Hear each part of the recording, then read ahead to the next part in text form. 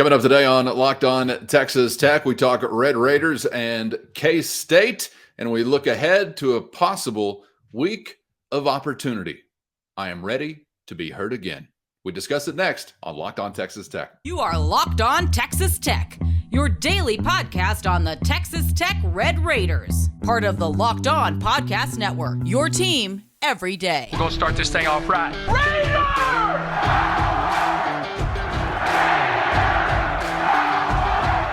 Everything runs through Lubbock. So good to be back with you on Locked On Texas Tech on the Locked On Podcast Network. Always appreciate being your first listen each weekday on YouTube or anywhere you get podcasts. And today's episode brought to you by LinkedIn Jobs, helping you find the qualified candidates you want to talk to faster. So post your job for free at linkedin.com/lockedoncollege. That's linkedin.com/lockedoncollege to post your job for free today with LinkedIn Jobs. Terms and conditions apply. He's the only Chris Level. I am Casey Cowan, and we are kicking off a new week. Chris, it kind of feels like a week of opportunity, possibly, for Texas Tech men's basketball. We'll get to that coming up later on in the show. But first, fortunately, got to deal with opportunity lost. On the road, knew it would be a huge challenge as you go to take on the Big 12 leader in Manhattan, Kansas, the Octagon of Doom, and all that. And still yet, Chris, I got to admit, even being a winless conference team heading into it through the first 20 minutes, I was believing a little bit. Did you allow yourself to believe at all in the Red Raiders' chances of winning? They eventually don't, but not a bad first 20. Yeah, and it kind of got into the second half a little bit, where I'm not real sure what I'm going to get from some of these teams in the league, including the one we're talking about here in the Red Raiders, in that the environments are extremely tough to play in. You don't know where the mindset is. And in an off night, you can get run out of a building because other teams are just so good. I've been going to Manhattan, Kansas now for, I guess this is about 13 or 14 years. That was the first time I'd ever seen it completely full. And it was. They are going to be ranked in the top 10 now after they beat you, and they're first in the Big 12. I mean, think about the teams that you've seen Texas Tech play.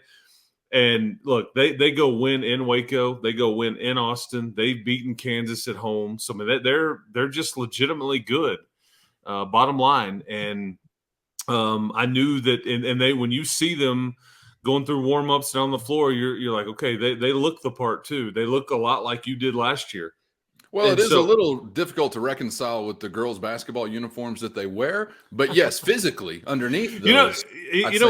What's fascinating about that is like, okay, so football uniforms, like what Kansas State did in basketball, this is what's done. You rarely are monotone. You wear black pants, white jersey, and all that. But basketball, it's like, what are we doing? Like the lilac overload, man. Yeah, well, yeah, the dark shorts, and then the lighter jersey. I'm like, it's very, very unique. That's all I got to poke fun at after a 10-point loss. I'm sorry, that's all right. I got. Yeah, and I guess those were throwbacks. I guess this is something they did many, many years ago there at Kansas State, but. Yeah, somebody screwed up the wash one time, faded some unis, and now they think they're like some treasured throwback. But you alluded to it last week before the game. I mean, you said physically these guys are big, they're long, and the front court is stacked, and they were.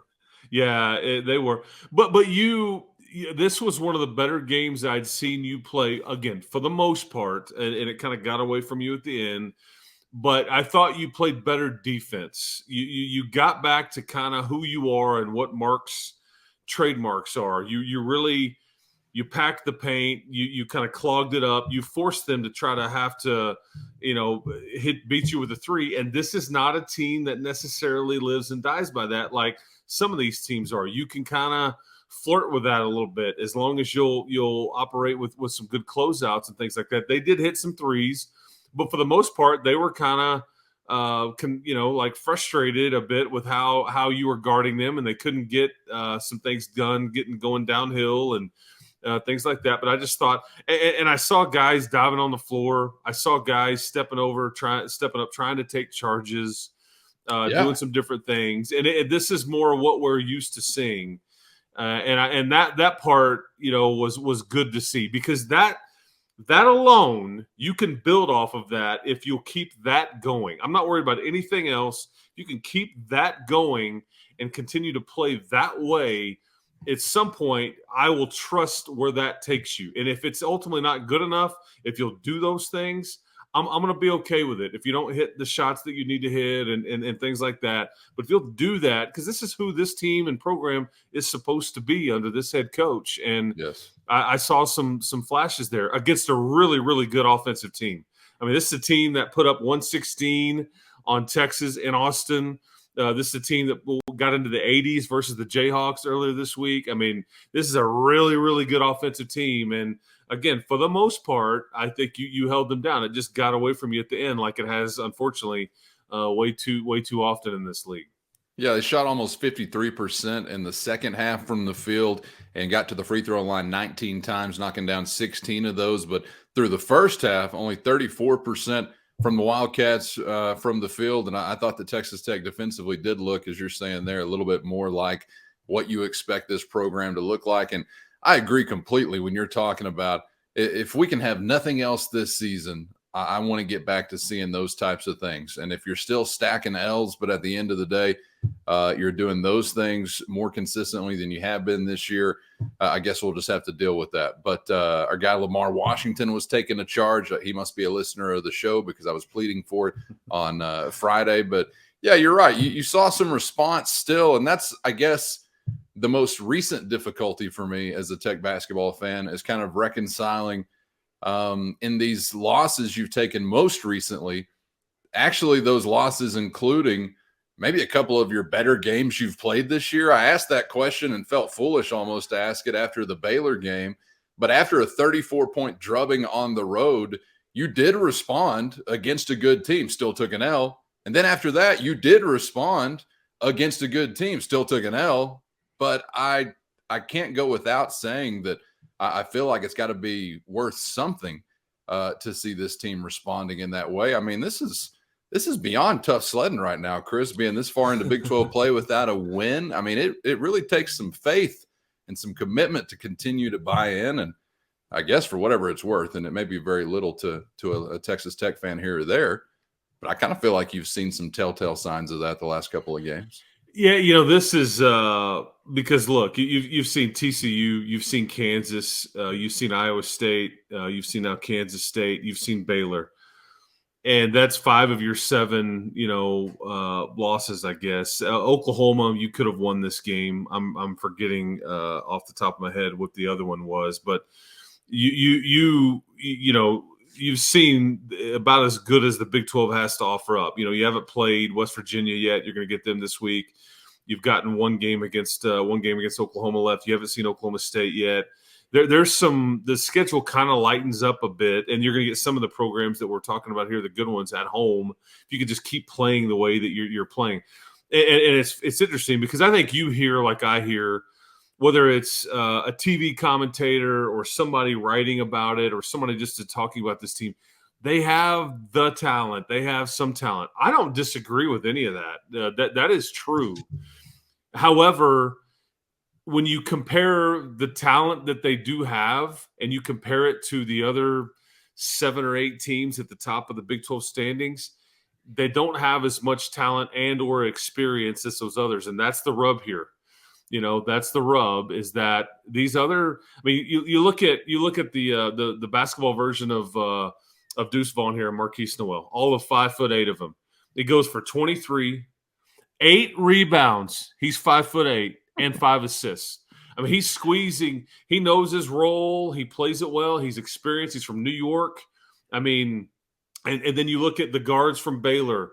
You look at Mike Miles from TCU. You look at DeJuan Harris and Jalen Wilson from Kansas. Like that's the difference. Like you're 1 or 2 players off from being a lot better, but you don't have a closer. You don't have somebody that can get you to the end of a game with a chance to win it and then go win it for you. There is no Keenan Evans here. There's no Jarrett Culver. There's no Bryson Williams. There's not even really a Jamias Ramsey.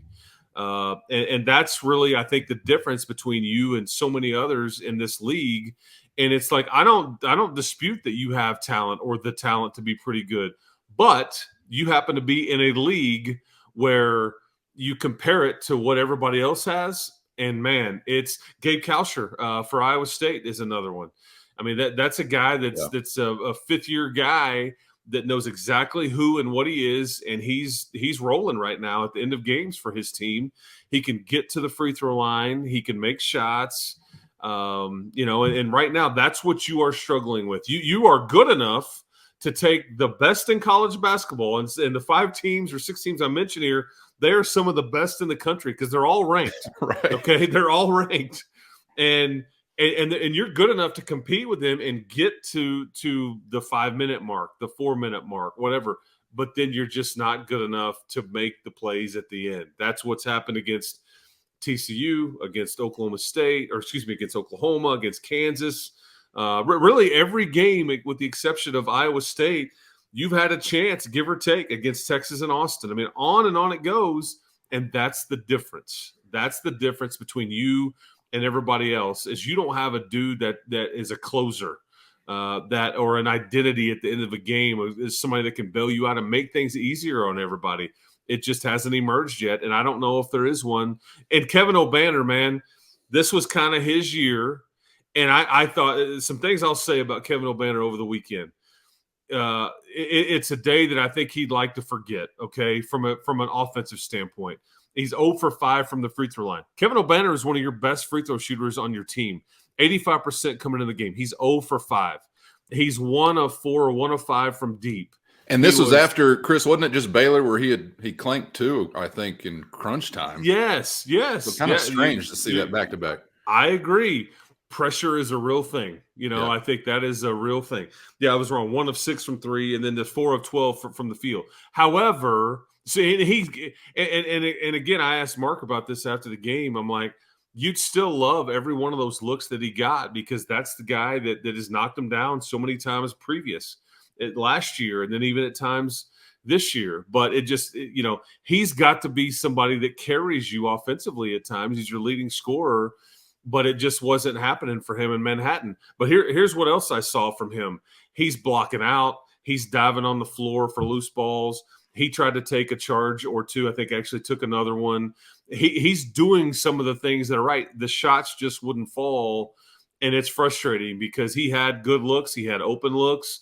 If he makes 3 of 5 at the free throw line or 4 of 5 at the free throw line, like his percentages would suggest, it's a different game down the stretch. It just is. But this game was 50-50, tied up with about 7 minutes and 27 seconds left. 50-50. They would go on to outscore you 18-8 down the stretch. But it was 50-50. You're right there in one of the best teams in the country in a sold-out building at their place, and you can't quite close it.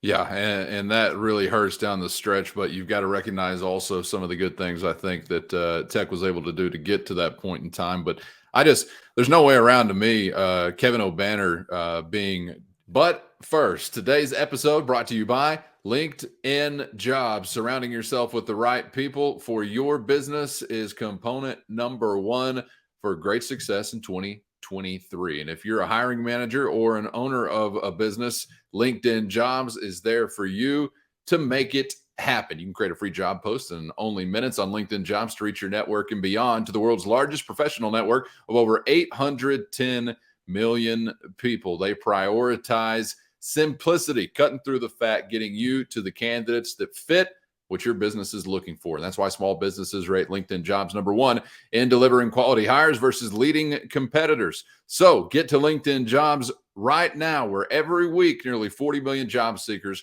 are visiting the website. Post your job for free at linkedin.com/lockedoncollege. That's linkedin.com/lockedoncollege to post your job for free. With LinkedIn Jobs, terms and conditions apply.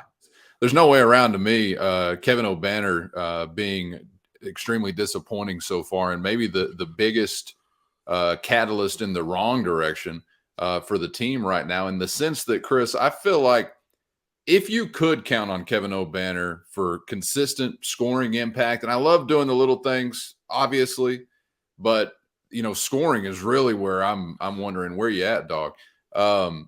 If you could count on him, if he was having that kind of season, And then all of a sudden, the conversation to me feels a lot different when you think about those next options, because you're thinking about a guy in Jalen Tyson who is doing it basically for the first time in a big role on the college level. And you're thinking about Pop Isaacs, who is Davion Harmon, a freshman. Yeah, you're thinking about guys that, like, I wouldn't really say at this point in their career, aside from Harmon, but, non-point guards.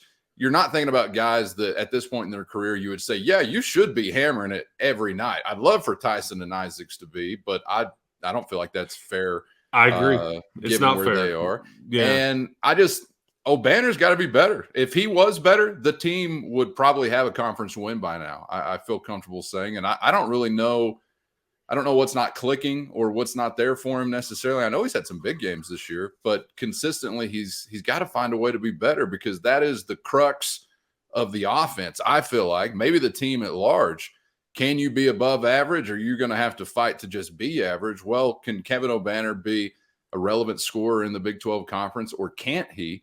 If I had to boil it down for simplicity's sake for a simple-minded guy like me, I think that's where I'd have to go by this point in the year. Yeah, I think this team was set up for Kevin to be kind of the star, okay, if you will, because he was kind of the last guy around, the main cog. I think Fardaws was expected to take some of that pressure off. But look, Kevin, when he was at Oral Roberts, he had a stud guard around him that was one of the nation's best scorers. Last year, he had Bryson Williams next to him. If he's allowed to kind of, I don't want to say be under the radar, I don't want to use the term necessarily sidekick or complimentary, but you get what I'm saying. Yeah. When he's not asked to carry it, he could be phenomenal. But I think right now it's a lot of pressure and a lot of weight on his shoulders, and it's hard. I mean, it is hard.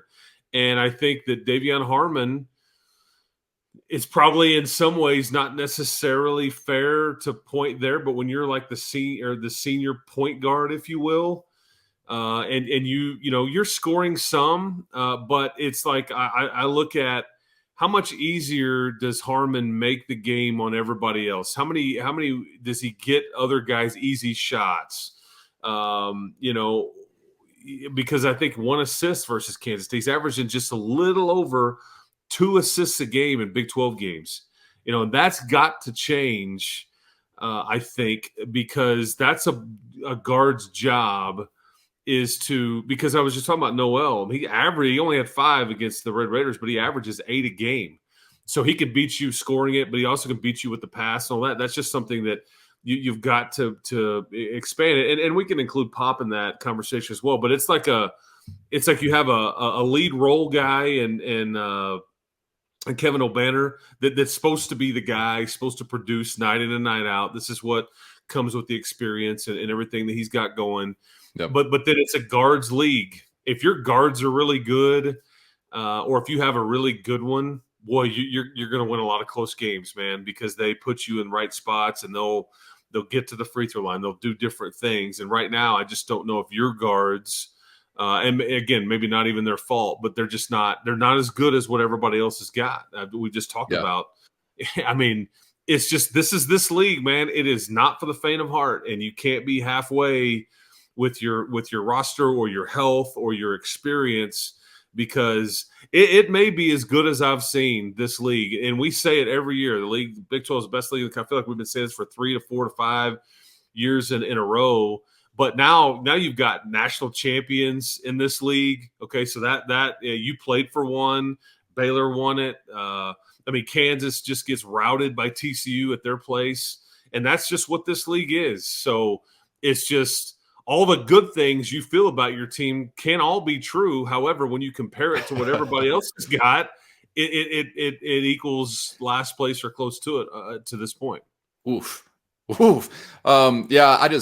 You need your scorer to be your scorer. You need your PG to be your PG. And those two guys are so hit and miss, O'Banner and Harmon, right now when it comes to those two things. And Harmon's coming off of, I think, one of what I would have to say the best, considering the opponent and the context, distributor game of the year. It was one of his roughest scoring outings against Baylor, but I think he was like 6-2 assist to turnover margin that day. And he was 1-3, I think, against K-State. Tech was 10 assists to 12 turnovers overall as a team, you're going nowhere fast, obviously, with something like that in those columns. But Chris, as we wrap up this portion of the conversation, you were kind of getting to it right there. I wanted to just ask you from your perspective, how do you spitball creating more assists simply? I know you're not – it's not like you say, well, if you got 20 assists and you're winning every game, but it is kind of it's an indication of what you're doing as a team offensively to me, and Tech has not really been in good territory all year long. Is that just chemistry, or where do we even go to try to improve something like that? I think they're very much still trying to, because one, I think Davion would tell you, not that he would say this, but we've watched him play enough now, and I watched him in Oklahoma enough. He's kind of what I would term a point guard that is really looking to score more than he's looking to set guys up. That's just kind of his skill set. When he gets going downhill, it's more of a trying to score, if you will. And he's not a great three-point shooter percentage-wise. It's in the mid-20s. 25%, give or take, and he's really not a slow shot too. It's hard for him to get it off. It seems like. I agree, against the length in this conference, especially because you're just going against grown men in this league. That's just all there is to it. That's why when I talk about it, like Iowa State or even Kansas State, it reminds me of your team last year, because you just had a bunch of 23, 24-year-olds that are fully matured, fully understanding what this level is going to ask of them, and all those things. And Harmon is one of the few that you have that has been through it and all that. But I think they're still trying to figure out how to use the pieces available to them. And now you've got Fardaws in the mix, and he's now started for the second game in a row, and Bacho's coming off the bench. But, I just – because you saw them early on in the game kind of use Fardaws in a lot of like isolation situations and kind of play through him a little bit, and either asking him to score or asking him to be the decision maker. Hey, when you get the ball and the double team comes, okay, now you need to decide, where's it going? Arvydas Sabonis, baby. Yeah, that's right. And so almost taking that off of Harmon a bit. I kind of liked it, man, honestly. I think that slowed the game down a bit, which in a way was good against a team like Kansas State. But see, so they're still trying to figure, I think, those things out on how to play. There's two things I would say is that about Harmon specifically. He's about as good as I've ever seen. I mean, ever seen in a Tech uniform, baseline to baseline in transition. It is extremely impressive. I've said this to you before. He's as fast without the ball in his hands as he is with it, and that's extremely difficult to do. However, when the game slows down and he's got to operate in the half court as a point guard, that's where he struggles a bit, because it's an off-balance shot. It's maybe too much dribbling. It's just, and that there needs to be a happy medium there, but. Yeah. Again, when him in the open floor is deadly, and that's why he just has another gear when he's like, you know what, screw it. I'm about to go put these guys in a bind, and you end up on your heels, and he can lay it up from a left hand, right hand, all different kinds of ways. But when it slows down and you've got to operate in the half court, that's where you struggle. Got to figure it out, guys. I mean, easier said than done, or exactly, what? I mean, come on. Doesn't sound like a big deal to me. Let's rack it up. Have a chance to possibly do that coming up this week, and that's what we will wrap up the program with, because it seems like as we look ahead to be a week of opportunity. We go in Rafiki. It's in the past. You got to forget about what's just happened, because you got big-time opportunity coming up ahead of you. Back in action from United Supermarkets Arena. We'll touch on that and what else is to come over the next week. Coming up next on Locked On Texas Tech.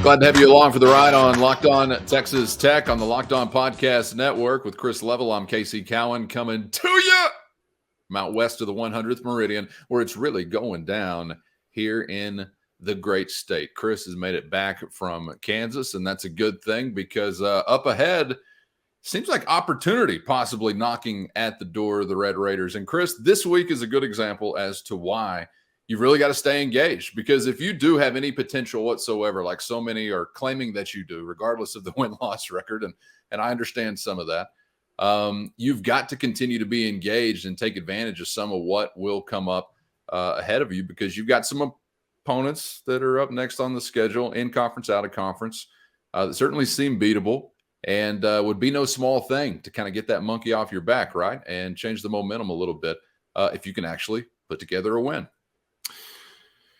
Yeah, there are not going to be many breaks, really any, on your schedule. However, you are staring the only one left right in the face. And I only say breaks in the schedule in that on paper, you're about to play two teams that are not better than you, okay, that are not going to overwhelm you with depth or talent or whatever it may be. And you've got a couple of very winnable opportunities staring you in the face. It's not going to surprise me at all that if you play a couple of decent games, you don't even have to play well, then you could win both of the games this week. And that, and the scary part is, if you don't get that done, it really worries me about where it goes, because then the schedule heats back up, and you've just got a lot on paper that looks fairly daunting. And again, you still got a trip to Morgantown, and you've got games against Oklahoma State, two of them that would be winnable. But you're going to face the Mountaineers. They are going to come in on Wednesday at the United Supermarkets Arena. They are, I believe, 1-6 in the league. They are 11-8 overall. They're a team that, now they got TCU at home. Wasn't easy for them, but other than that, they're just like you. That they are struggling. They are not super explosive. I think very much trying to figure out who they are. Their best player may be former Longhorn Trey Mitchell, who's from that general area. You saw him last year. They're going to try to be rough and all the things that a Bob Huggins team is, but they're not. They're just, again, they're kind of struggling with their guard play and, some different things. Kedrion Johnson is maybe their best player, but he's averaging, as I'm looking up here, about 10 points a game. He had about 20 versus Texas. But that it's a winnable game, and it's at 6:00 on Wednesday night. And it's just like, in some ways, I don't want to overstate it, but in some ways, it's the most important game for some of these kids on this Texas Tech team. Because when you start losing games and it becomes kind of habitual, or you just get used to it, it's the worst thing that could ever happen to a program. And if you'll just get that winning taste back in your mouth and stop what has gone on, and then build off of it, you can change it. But if you don't get this one, I just really worry that you're because I've broadcast through a 1-17 Big 12 season, and it was extremely depressing from a professional standpoint, right? I mean, it's like, I remember getting on the plane, and it's like, this team has no chance to go win this game they're about to go play, and that sucks as an alum. It sucks as a fan. And that's when people didn't even really care about Tech basketball. And so you want to fight, scratch, and claw to keep some semblance of what you've built up here, and that's the reality of it. Yeah, no doubt about it. And I really feel like if you do continue to kind of see the trend line for the team that we have seen over the last two games, that you should be expecting to have a chance to change the tide and get a win, if not a couple here, as you then step outside of conference, right, for the Big 12 SEC Challenge Battle meetup play date. This is the last one. This is the last time that the Big 12 and the SEC, I'm sure you'll see some things written and said about that as that gets closer. But next Saturday, all 10 teams in the Big 12 will take on SEC teams. Your game is against LSU at 1:00. But this is an LSU team that in the non-conference, they were 12-1. Okay. They are now 12-7. I believe they are 1-6 in the SEC. I think they've lost 6 in a row. I think they play Arkansas this week. They'll be a definite underdog in that game. So odds are you're going to be playing a team with a lengthy losing streak. Again, sound familiar? I wouldn't be a lot of folks in Baton Rouge. Not going to be a tough place to play. all those kinds of things. So that's why I say it's just right there in front of you. If you'll lock in and really elevate and step up and keep playing the way we talked about defensively, if those shots start to go in, if you can see Davion Harmon start to facilitate a bit, and then some of these other guys kind of come along a little bit, I think it's a when we're talking a week from now, you could have had a 2-0 week, and you could be looking at life a little bit differently. The sun's shining a little bit brighter. You feel a little bit better about yourself. Let's see what happens. All that stuff. Because there's definitely some winnable games left on your schedule, but these are two that are just staring you in the face. I don't necessarily know. You'll be favored to beat West Virginia. I don't know if you'll be favored to beat LSU. You've won there before. Great game a couple years ago, right? Memory, and LSU's not anywhere near as good as they were. And I guess, to be fair, you aren't either. But what would it look like, man, if you can win a couple this week? And I just think we're maybe having some different conversations. Yeah, that was a great game, man. I remember the cat from LSU who had the haircut where it looked like he got his head stuck in a weed whacker, and he was just jawing. I think Terrence Shannon at the free throw line or something, and the Red Raiders were able to to drop some marbles on them and pull out a win. That was really entertaining. I like these conference series, Chris. I don't much care for the timing as far as in the middle of conference play, but whatever. It's just basketball. Play the damn game. Win it, don't win it. That's your problem, I guess. But I like these series, and you've had the Big East series going on. What's on the horizon, do you think, for the Big 12 or maybe coming down the pipeline? Where are we in the Big East thing? Are we near the end of that? Or no, I think that's going to continue. I think I don't know the agreement, but I think there's some years left. I don't think there's any discussion about it. Just makes a lot of sense for both leagues. And I think the Big 12, knowing that the SEC one will end, I've mentioned that in this space before, that I think that the talk is that you could link up with the Big Ten and have some sort of conference series going with the Big Ten. And again, it makes a lot of sense to do these, because it's just every when you have two series going, and the way you can fix it is like you've got a home game and an away game every year. And once you get that going, it just makes for better season ticket packages for anybody buying season tickets to any of these games. It helps out everybody's RPI. Teams are reluctant typically to agree to home and home series and non-conference, because there's so much neutral side and all the tournaments around Thanksgiving and Christmas that you don't get a lot of traditional home and home type stuff. But this locks that in.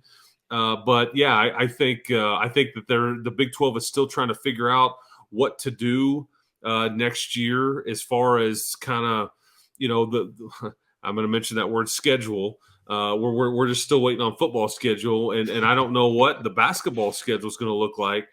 The one thing about the Big 12 SEC Challenge that I do love, it is unique. It feels kind of foreign and weird when you get to it every year, but I like it because it is so unique. It's the only one like that. The ACC and the Big Ten used to do one. You're talking timing wise, or yes, okay, because it would be spread out over a week or so in December, right. And it's like, okay, I don't even know this is really even happening, but like right. they always do it, and that the last Saturday right there, and they find the sweet spot, where it's just like, and so there's so much focus on it. Yeah. But I would guess that if the